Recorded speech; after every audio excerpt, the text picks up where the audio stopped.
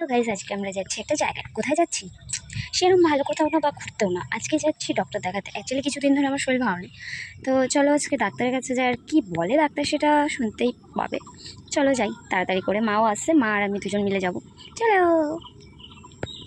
আমি আর মা বেরিয়ে পড়েছিলাম ডক্টর দেখাতে যাওয়ার জন্য। আর অনেকটা দূর হওয়ার জন্য আমরা কিন্তু টোটোতে করে গেছিলাম।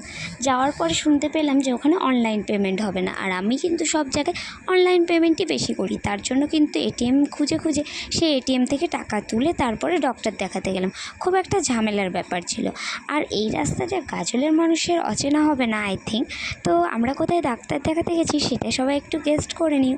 তো যাই হোক, আমার ডক্টর দেখানো হয়ে গেল এবং ওষুধও দিয়ে দিয়েছিল, কিন্তু ওষুধটা আমি কিনিনি, কারণ বাবা বলেছিল ওখান থেকে ওষুধটা না নিতে। তো আমরা যখন বাড়ি যাচ্ছিলাম তার মাঝখানে মা বললো একটুখানি চল মেলার দিকে যাই।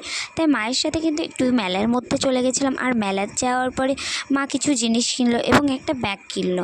তারপরে কিন্তু আমরা বাড়ির দিকে চলে এসেছিলাম।